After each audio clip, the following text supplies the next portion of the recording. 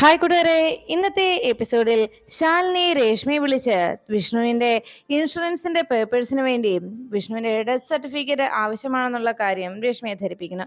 രേഷ്മയുടെ ഇൻഷുറൻസിന്റെ കാര്യം മറച്ചു വെച്ചുകൊണ്ട് എന്തായാലും ഡെത്ത് സർട്ടിഫിക്കറ്റ് തനിക്ക് അത്യാവശ്യമാണ് എന്ന് മാത്രം ശാലിനി അറിയിക്കുമ്പോൾ ഇക്കാര്യത്തിനായിട്ട് എന്ന് വേണമെങ്കിലും മധുരയ്ക്ക് പോകാൻ തയ്യാറാണെന്നും സൗകര്യം കിട്ടുന്ന ദിവസം തന്നെ വിളിച്ചാൽ മതിയെന്നും താൻ കൂടെ വരാമെന്നും രേഷ്മ അറിയിച്ചു.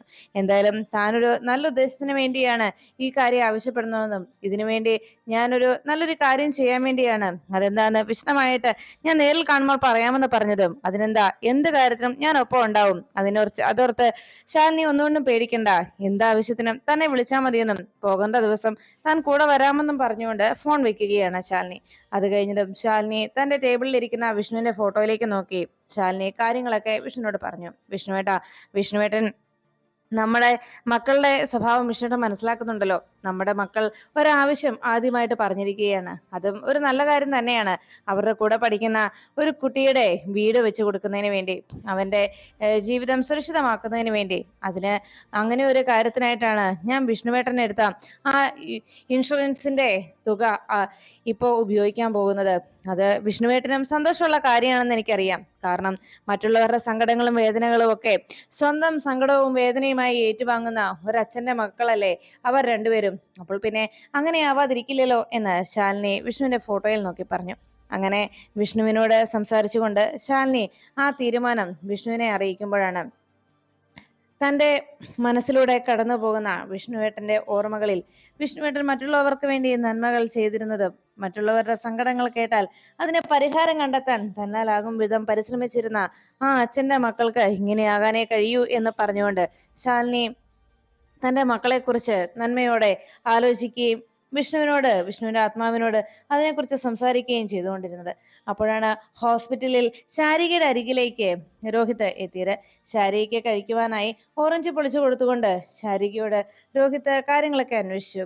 രാജീവ് സാറ് പിന്നെ വിളിക്കുകയോ മറ്റോ ഉണ്ടായിട്ടുണ്ടോ എന്ന് ചോദിച്ചതും രാജീവ് ഏട്ടന് ഇനി എന്നെ ആവശ്യമില്ലല്ലോ, എന്നെയും കുഞ്ഞിനെയും എന്നേക്കുമായി ഉപേക്ഷിച്ചതല്ലേ, പിന്നെ എന്തിനാണ് കുഞ്ഞിന്റെ കാര്യങ്ങളോ വിവരങ്ങളോ ഒക്കെ രാജീവേട്ടൻ അന്വേഷിക്കുന്നത്, ആ കുഞ്ഞിനെ വേണ്ടെന്ന് വെച്ച ആളല്ലേ എന്നൊക്കെ ശാരിക വേദനയോടെ അറിയിച്ചു. ഇതെല്ലാം കേട്ടുകൊണ്ടിരുന്ന രോഹിത് ഓറഞ്ച് പൊളിച്ചു കൊടുക്കുമ്പോഴേക്കും തനിക്ക് വേണ്ട എന്ന് ശാരിക പറയുമ്പോൾ അത് പറഞ്ഞാൽ പറ്റില്ല, ഇത് കഴിക്കണമെന്ന് പറഞ്ഞ് നിർബന്ധപൂർവ്വം ശാരികയെ കഴിപ്പിക്കുകയാണ് രോഹിത്. ഇത് കണ്ടുകൊണ്ട് അവിടേക്ക് എത്തിയ ശ്യാമ ചോദിച്ചു, അത് ശരി രണ്ടുപേരും കൂടി ഇരുന്ന് ആ ഓറഞ്ച് മുഴുവൻ തിന്നു തീർക്കുകയാണോ എന്ന് ചോദിച്ചപ്പോഴേക്കും ശാരിക പറഞ്ഞു, അതെ ഞാൻ വേണ്ടെന്ന് പറഞ്ഞതാ ശ്യാമയെ, പക്ഷെ രോഹിത്താ നിർബന്ധപൂർവ്വം എന്നെ ഇത് കഴിപ്പിക്കുന്നത്, ഇതൊക്കെ കഴിക്കണമെന്ന് പറഞ്ഞ് നിർബന്ധപൂർവ്വം എന്നെ കഴിപ്പിക്കുകയാണെന്ന് പറഞ്ഞതും ശ്യാമ പറഞ്ഞു, എന്നിട്ട് എനിക്കൊരു ഓറഞ്ച് പൊളിച്ചു വെച്ചില്ലല്ലോ. അല്ലെങ്കിലും അങ്ങനെയാ, അല്ല ഇപ്പൊ ജോലിയും കൂലിയും ഒന്നും ഇല്ലാതെ ഇവിടെ ഇങ്ങനെ കുത്തിപ്പിടിച്ചിരിക്കുകയാണല്ലോ, ജോലിക്കൊന്നും പോകണ്ടല്ലേ രോഹിത്തിന് എന്ന് ചോദിച്ച് ശ്യാമ തട്ടിക്കയറി. ഉടനെ രോഹിത് പറഞ്ഞു, എന്റെ ശ്യാമയെ ഇന്ന് ഞാൻ ഹാഫ് ഡേ ലീവാ, അതുകൊണ്ടാ ഇവിടെ വന്നിരിക്കുന്നത് എന്ന് പറഞ്ഞപ്പോ, ഓ ഇവിടെ ആവശ്യത്തിന് ഞാനുണ്ട് കാര്യങ്ങളൊക്കെ നോക്കാനായിട്ട്, ഇങ്ങനെ പരിചരിക്കാനായിട്ട് ഇവിടെ ഇപ്പൊ ആവശ്യമില്ല എന്ന് പറഞ്ഞപ്പോ അടുത്തിരുന്ന ശാരിക പറഞ്ഞു, എന്റെ ശ്യാമയെ എന്റെ അനിയൻ സ്നേഹത്തോടെ എനിക്ക് ഓറഞ്ച് പൊളിച്ചു തന്നപ്പോ ഞാൻ കഴിച്ചു എന്നേ ഉള്ളൂ, അവനിങ്ങനെ പറയുമ്പോ എങ്ങനെയാ അത് വേണ്ടെന്ന് പറഞ്ഞ് മാറ്റി വെക്കുക എന്ന് ചോദിച്ചപ്പോ, ഓ അത് ശരി, ഒരാള് സ്നേഹിക്കാനും ഒരാള് അത് സ്വീകരിക്കാനും കൊള്ളാം, ഇങ്ങനെ പിന്നാലെ നടന്ന് ഭക്ഷണം ഊട്ടുകയും കഴിപ്പിക്കുകയൊന്നും വേണ്ട, അല്ല ജോലിയൊന്നും ഇല്ലാതെ ഇങ്ങനെ നടക്കാനാണോ രോഹിത്തിന്റെ ഭാവം, ഇപ്പോൾ ഉള്ള ജോലി കൂടി ഇതുപോലെ ലീവൊക്കെ എടുത്ത് ഇല്ലാതാക്കാനാണോ നോക്കുന്നത് എന്ന് ചോദിച്ചതും രോഹിത് പറഞ്ഞു, അതെ ഇപ്പോഴത്തെ ജോലി പോയാലേ വേറൊരു ജോലി നോക്കും, അതിത്ര കാര്യമുള്ള പ്രശ്നമൊന്നുമല്ല, കാരണം ഇത് സർക്കാർ ജോലിയൊന്നും അല്ലല്ലോ ഇപ്പൊ കിട്ടിയിരിക്കുന്നത്, അതുകൊണ്ട് ഇങ്ങനെയൊക്കെ ഇനി അഥവാ ആ ജോലി പോയാലും വേറെ ജോലി ഞാൻ കണ്ടെത്തും എന്നുകൊണ്ട് രോഹിത് അങ്ങനെ പറയുമ്പോ അത് കേട്ട ശ്യാമ പറഞ്ഞു, ഓ അത് ശരി, അപ്പൊ ജോലിയും കൂലിയൊന്നും ഇല്ലെങ്കിൽ പോലും കുടുംബശ്രീ ഹോട്ടൽ ഉണ്ടല്ലോ അല്ലെ എന്ന ശ്യാമയുടെ ചോദ്യം കേട്ട് രോഹിത് ചാടി എഴുന്നേറ്റു. അതെ ഞാൻ ആരുടെ ഹോട്ടലോ ഒന്നും കണ്ടിട്ടല്ല ഞാനിപ്പോ കൂടെ വന്ന് നിൽക്കുന്നത്, ഞാൻ ശാരദാമ്മ പറഞ്ഞ് ആ ഒരു വാക്കിന്റെ ബലത്തിലാണ്, ശാരദാമ്മ ആവശ്യപ്പെട്ടു നിങ്ങളോടൊപ്പം അവിടെ ഉണ്ടാവണമെന്ന്, അതുകൊണ്ട് മാത്രമാണ് ഞാൻ അവിടെ വന്ന് നിൽക്കുന്നത്, അല്ലാതെ കുടുംബശ്രീ ഹോട്ടൽ കണ്ടിട്ടൊന്നുമല്ല ഞാൻ വന്നത് എന്ന് പറഞ്ഞ് രോഹിത് ബഹളം വെക്കുമ്പോഴേക്കും അവിടേക്ക് ഗോപാലകൃഷ്ണൻ എത്തി. എന്താ ഇവിടെ പ്രശ്നം എന്ന് ചോദിച്ചുകൊണ്ട് ഗോപാലകൃഷ്ണൻ അകത്തേക്ക് എത്തിയത്. ശ്യാമ പറഞ്ഞു, അതെ കാര്യം ഞാൻ പറയാച്ചാ, ഇവിടെ രോഹിത് ഇവിടെ ഇരുന്നുകൊണ്ട് വലിയേച്ചിക്ക് ഓറഞ്ച് പൊളിച്ചു കൊടുക്കുകയും പരിചരണവും ഒക്കെയാണ്, ജോലിക്ക് പോലും പോകാതെ എന്ന് പറഞ്ഞപ്പോ ഇത് കേട്ട് നിന്ന ശ്യാമ പറഞ്ഞു. ശ്യാമ അങ്ങനെ പറയുമ്പോഴേക്കും രോഹിത് പറഞ്ഞു, അച്ഛാ ഇന്ന് ഞാൻ ഹാഫ് ഡേ ലീവാണ്, അതുകൊണ്ട് പകുതി നേരം ഇവിടെ വന്നിരിക്കാമെന്ന് കരുതി, അത്രേ ഉള്ളൂ എന്ന് പറഞ്ഞപ്പോ അതിന് ഇവൾ ഓരോന്നൊക്കെ എന്ന് പറഞ്ഞതും ശ്യാമ പറഞ്ഞു, അതെ മനസ്സിലാവുന്നുണ്ട്, എല്ലാം എനിക്ക് മനസ്സിലാവുന്നുണ്ട്. മനഃപൂർവ്വം ഇങ്ങനെ ഹാഫ് ഡേ ലീവ് എടുത്ത് ഇവിടെ വന്നിരിക്കേണ്ട കാര്യം എന്താ ഉള്ളത്? ഒരു പരിചാരകൻ വന്നിക്കുന്നു എന്ന് പറഞ്ഞ് ദേഷ്യത്തോടെ ശ്യാമ അങ്ങനെ പറയുമ്പോഴേക്കും ഗോപാലകൃഷ്ണൻ പറഞ്ഞു, മതി മതി, ഇനി ഇവിടെ രണ്ടുപേരും നിൽക്കേണ്ട കാര്യമില്ല, ഞാനിവിടെ ഉണ്ടല്ലോ, ഞാൻ നിന്നോളാം. ശ്യാമേ, നീ വേഗം ഹോട്ടലിലേക്ക് പോകാൻ നോക്ക്, അവിടെ ഇപ്പൊ നിങ്ങളുടെ ആവശ്യമുള്ളത്, നിങ്ങൾ രണ്ടുപേരും വീട്ടിലേക്ക് പോയിക്കോ എന്ന് പറഞ്ഞ് ഗോപാലകൃഷ്ണൻ അവരോട് പോയിക്കോളാൻ പറയുമ്പോഴേക്കും അവിടേക്ക് നേഴ്സ് ബില്ലുമായിട്ടെത്തി. നേഴ്സ് വന്നിട്ട് ആ ബില്ല് കൊടുത്തിട്ട് പറഞ്ഞു, അതെ ഇത് എത്രയും വേഗം റിസപ്ഷനിൽ പോയി അടയ്ക്കണം കേട്ടോ എന്ന് പറഞ്ഞു. അത് കേട്ടതും ആ ബില്ലെടുത്ത് നോക്കിയിട്ട് ഗോപാലകൃഷ്ണൻ ചോദിച്ചു, 80,000 രൂപയോ? അപ്പോഴേക്കും നേഴ്സ് പറഞ്ഞു, അതെ ഇതിനകത്ത് ഇൻക്യുബേറ്ററിന്റെ വാടക എഴുതിയിട്ടുണ്ട് കേട്ടോ, അതും വേഗം അടയ്ക്കണം, ഇല്ലെങ്കിൽ കുഞ്ഞിനെ ഇൻക്യുബേറ്ററിൽ നിന്ന് മാറ്റേണ്ടി വരും എന്ന് പറഞ്ഞു. എല്ലാം കേട്ട് കഴിഞ്ഞത് ഗോപാലകൃഷ്ണൻ രോഹിത്തും ആകെ ടെൻഷനിലായി.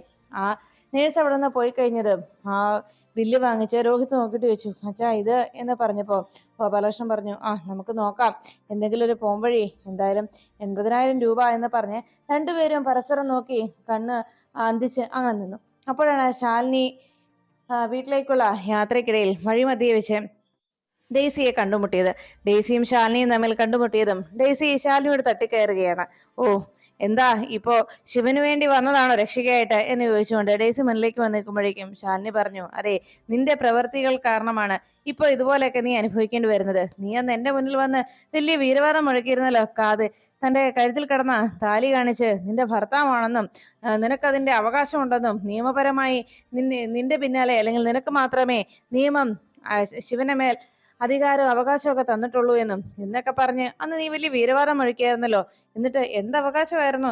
ശിവനെ ജയിലിൽ കയറ്റണമെന്നുള്ള അവകാശമോ? അതൊക്കെ ഈ ലോകം മുഴുവൻ കാണുകയുണ്ടായി. പിന്നെ നീയൊക്കെ എന്താ വിചാരിച്ചത്?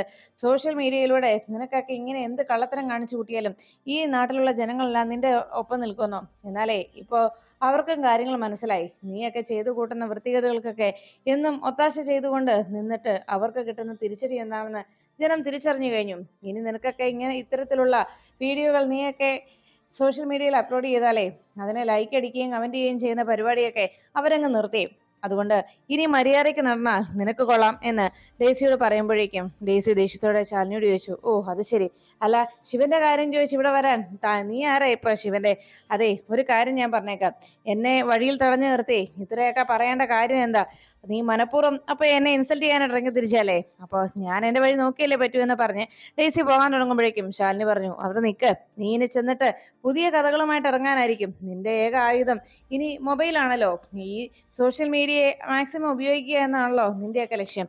പക്ഷെ എത്രത്തോളം നീയൊക്കെ അതിനെ ഉപകരിക്കാനായിട്ട് ശ്രമിച്ചാലും ഒരു കാരണവശാലും ഇനി പഴയതുപോലെയൊന്നും നിന്നെയൊന്നും ആരും വിശ്വസിക്കാൻ പോകുന്നില്ല. അതുകൊണ്ട് മര്യാദയ്ക്ക് നിന്നാൽ നിനക്ക് കൊള്ളാം. ഇനിയെങ്കിലും നിന്റെ ഈ വൃത്തികെട്ട സ്വഭാവം മാറ്റി നന്നായി ജീവിക്കാൻ നോക്ക്. അതല്ലെങ്കിൽ വീട്ടിലിരിക്കുന്ന കാരണവന്മാർക്കായിരിക്കും അതിന്റെ പേരിൽ കേടുണ്ടാവാൻ പോകുന്നത്. ഇനി അതല്ല, ഇതാണ് നിന്റെ ഈ ഒരു രീതിയിലാണ് നീ മുന്നോട്ട് പോകുന്നതെങ്കിൽ നീ പരുന്തുംകാലെ പോകും. മനസ്സിലായില്ലേ? ആയുസെറ്റാതെ നീ അങ്ങ് തീരുവെന്ന് എന്ന് പറഞ്ഞപ്പോ ഇത് കേട്ട് ഡേയ്സി ദേഷ്യത്തോടെ ശാലിനി നോക്കിയിട്ട് പറഞ്ഞു, അതെ ഇതൊക്കെ പറയാൻ നീ ശിവന്റെ ആരാ? ഞാൻ അവന്റെ ഭാര്യയാണെന്ന് പറയാം. അതുകൊണ്ടാണ് ഞാൻ അവനോട് അങ്ങനെയൊക്കെ പെരുമാറിയത്. ഞാൻ അവന്റെ ഭാര്യ ആയതുകൊണ്ട് എനിക്ക് ശിവനെ തല്ലുകയോ കൊല്ലുകയോ സ്നേഹിക്കുകയോ ഇനി അഥവാ ജയിലിൽ കിടത്തുകയോ എന്ത് വേണമെങ്കിലും ഞാൻ ചെയ്യും. അത് എന്റെ ഇഷ്ടമാണ്. പക്ഷേ നീ ഇപ്പൊ ഇവിടെ വന്ന് പറഞ്ഞൊക്കെ എന്തിന്റെ പേരിലാണ്? അതൊന്ന് അറിഞ്ഞാൽ കൊള്ളാം എന്ന് പറഞ്ഞുകൊണ്ട് ശാലിനിയോട് ദേഷ്യത്തോടെ ഡേസി ചോദിച്ചു, സ്വന്തമായിട്ട് ഒരു ഭർത്താവ് ഉള്ളതല്ലേ? അയാള് വീട് വിട്ടിറങ്ങിപ്പോയിട്ട് കുറെ നാളുകളായല്ലോ. അയാൾ എവിടെയാണെന്നോ അയാൾക്ക് എന്ത് സംഭവിച്ചുവെന്നോ എങ്ങോട്ട് പോയെന്നോ ഒന്നും അന്വേഷിക്കാതെ ഇപ്പൊ ശിവൻ കരഞ്ഞാലും ശിവൻ വേദനിച്ചാലും അതിന്റെ കാര്യം അന്വേഷിച്ച് നടക്കുകയാണല്ലേ നിന്റെ ജോലി എന്ന് ചോദിച്ച് ശാലിനിയുടെ നേരെ പരിഹാസവുമായി ഡേസി നീങ്ങിയപ്പോ ശാലിനി പറഞ്ഞു, അതെ നിന്റെ സ്വഭാവത്തിലല്ല ഞാൻ മുന്നോട്ട് പോകുന്നത്. നീ എന്ത് വൃത്തികേടും നാവിൽ വെച്ച് വിളിച്ചു പറഞ്ഞാൽ അതെല്ലാം സത്യമായി തീർണമെന്നൊന്നില്ലല്ലോ. നീ ഈ കാണിച്ചു കൂട്ടിയ പേക്കൂത്തിനൊക്കെ നീ ഇപ്പം ന്യായീകരണവുമായി എത്തിയത് ഈ രീതിയിലാണല്ലേ? പക്ഷേ ഒരു കാര്യം ഞാൻ പറഞ്ഞേക്കാം, നീ ഇപ്പൊ പറഞ്ഞല്ലോ നിന്റെ ഇഷ്ടത്തിനാണ് നീ ജീവിക്കുന്നതെന്ന്. അങ്ങനെ തന്നിഷ്ടത്തിന് ജീവിച്ചു പോകുമ്പോൾ ചില പ്രശ്നങ്ങൾ ഉണ്ടാവും. അതാണ് ഈയിടെ സംഭവിച്ചതും. ഇനിയും നീ ആ രീതിയിലാണ് തന്നിഷ്ടത്തിന് പോകുന്നതെങ്കിൽ ഞാൻ കുറച്ചു മുമ്പ് പറഞ്ഞല്ലോ പരുന്തുംകാലെ പോകുന്നത്, അത് സത്യമായി അങ്ങ് തീരും.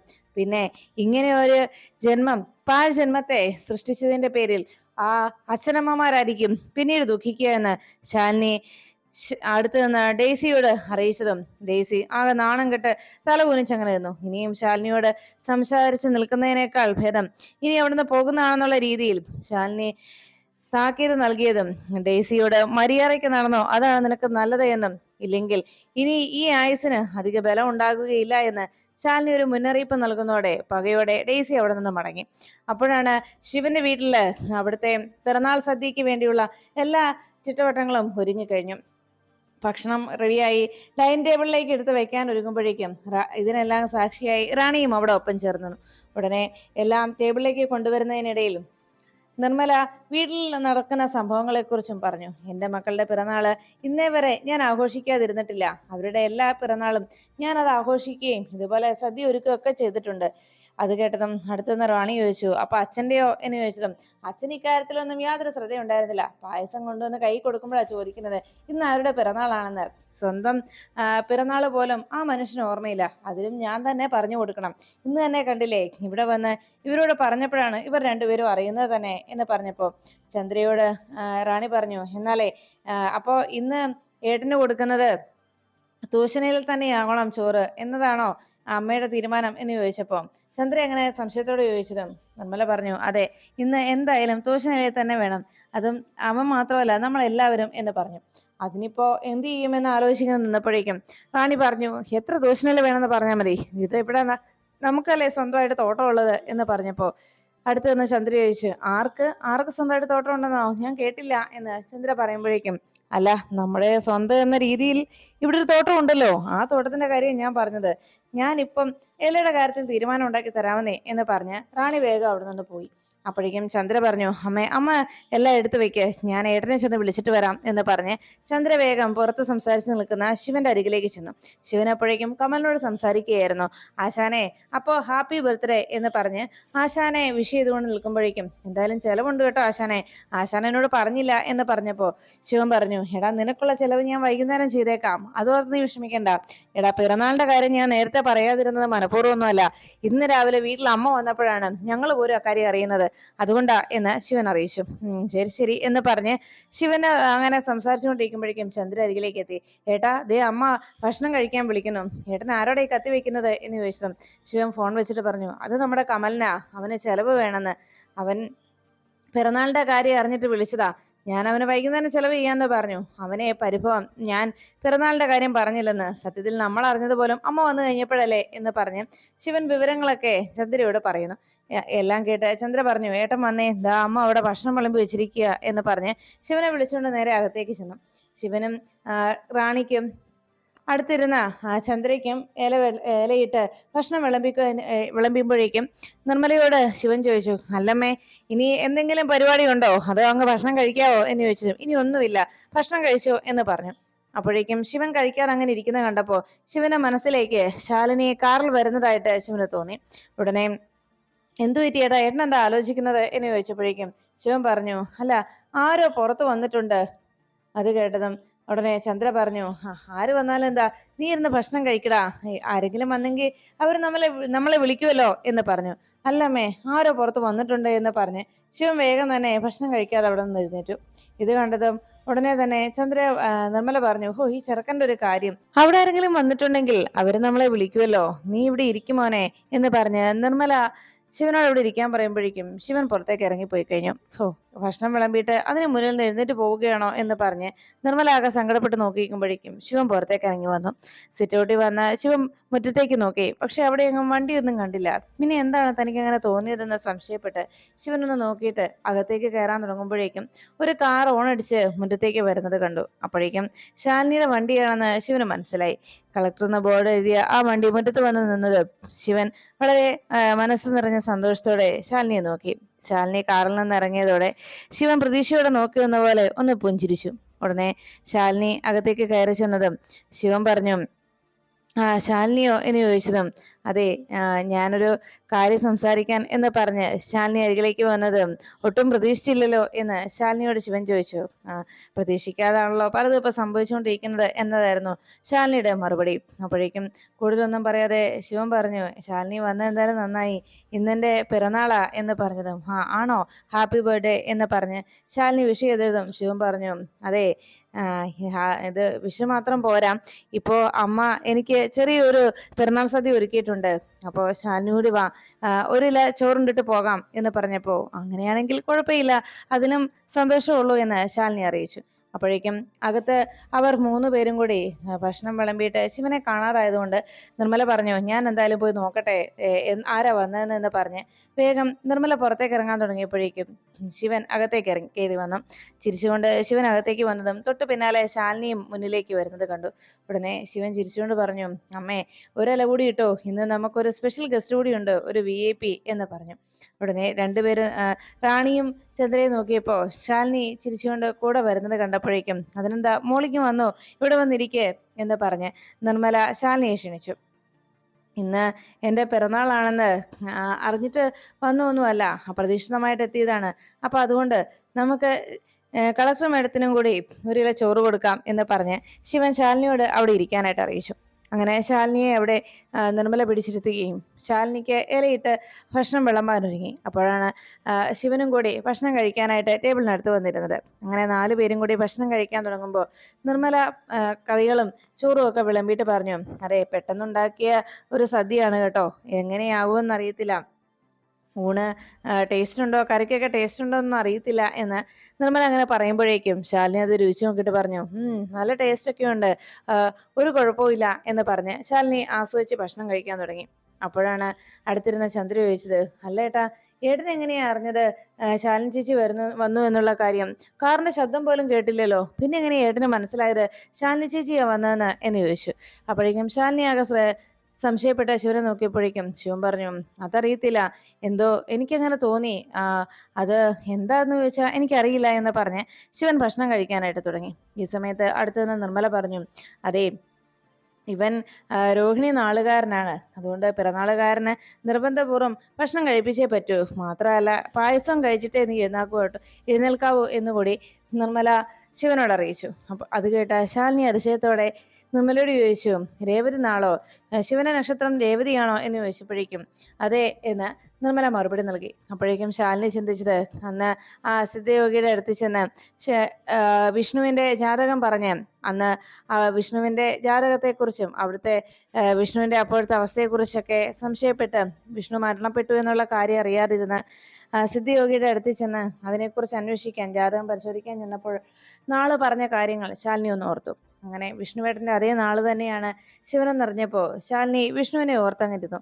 ഉടനെ ചന്ദ്ര ചോദിച്ചു, അല്ല, ശാലിനി ചേച്ചി എന്താ ആലോചിക്കുന്നത് എന്ന് ചോദിച്ചതും അതിശയപ്പെട്ട് ശാലിനി രേഷ്മയോ അടുത്ത് നിന്ന് നമ്മളോട് പറഞ്ഞു, ശിവന്റെ നാള് ഈ രേവതിയാണല്ലേ? അപ്പോഴാണ് അതിശയത്തോടെ നിർമ്മല പറഞ്ഞത്, അതെ, രേവതി നാളാണെന്ന് മാത്രമല്ല, ഇതുപോലത്തെ സ്വഭാവമല്ലേ, കർക്കശക്കാരനാണ്, അതുപോലെ തന്നെ മുൻശുണ്ടിയും മുൻകോപവും ഉണ്ട്, പിന്നെ ആകെയുള്ള ഒരു പ്രശ്നം, ആകെ ഒരു സമാധാനം എന്ന് പറഞ്ഞാണല്ലോ, മനസ്സ് നിഷ്കളങ്കമാണ്, മനസ്സ് ശുദ്ധമാണ്, അത്രേ ഉള്ളൂ, അത് മാത്രം ഒരു കുഴപ്പമില്ല അങ്ങനെ പറഞ്ഞ് അതിലൊരു ആശ്വാസം എന്ന് നിർമ്മല ഇങ്ങനെ പറയുമ്പോഴേക്കും ശിവൻ പറഞ്ഞു, അമ്മേ, ഇന്നത്തെ ഒരു ദിവസമെങ്കിലും അമ്മ എന്നെ ഒന്ന് വെറുതെ വിട്ടൂടെ, എന്നെ ഇങ്ങനെ മറ്റുള്ളവരുടെ മുന്നിൽ വെച്ച് ഇങ്ങനെ അങ്ങ് എന്നെക്കുറിച്ച് ഇങ്ങനെ പറഞ്ഞ് എന്നെ കൊല്ലാതമ്മേ, എന്നെ കത്തിവെക്കാതെ എന്ന് പറഞ്ഞ് ശിവൻ നിർമ്മലയോട് പറഞ്ഞു, ദാ ഇനി എൻ്റെ ഊഴം എന്നാ എന്ന് പറഞ്ഞുകൊണ്ട് ശിവൻ വേഗം നിർമ്മലയ്ക്ക് ഒരു ഉരുള ചോറ്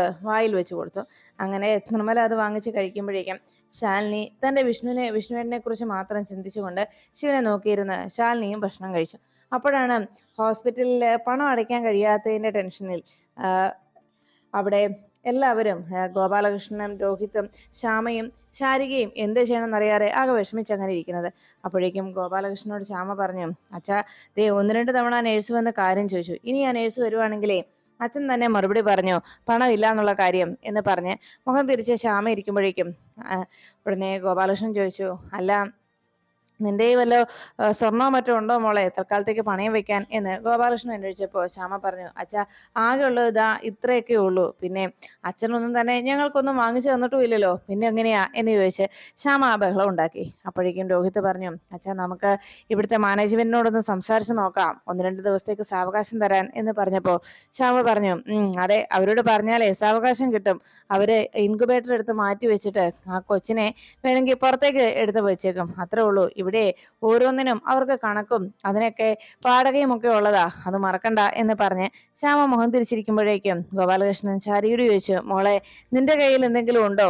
അപ്പോഴേക്കും ശാരിക പറഞ്ഞു, എന്റെ കയ്യിൽ ഒന്നും തന്നെ ഇല്ല.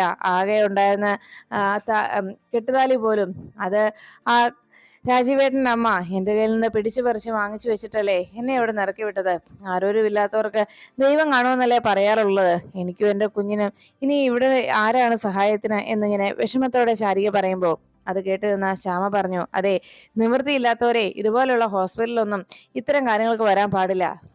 ഏതെങ്കിലും ഗവൺമെന്റ് ഹോസ്പിറ്റൽ ആയിരുന്നെങ്കിലേ കാര്യം കഴിഞ്ഞ് അപ്പോൾ തന്നെ അവര് പറഞ്ഞു വിടുകയും ചെയ്തേനെ. ഇത് ചുമ്മാ മനുഷ്യനെ കൊല്ലാനായിട്ട് കയ്യിൽ പണവുമില്ല എന്ന് പറഞ്ഞ് ശ്യാമ ബഹളം വെക്കുമ്പോഴേക്കും ശ്യാമയുടെ ആ സംസാര രീതികളും ബഹളം വെപ്പും ഒക്കെ കേട്ട് ഗോപാലകൃഷ്ണനും ശാരികയും രോഹിത്തുമൊക്കെ ആകെ ദേഷ്യത്തോടെ ശ്യാമയെ നോക്കുന്നു.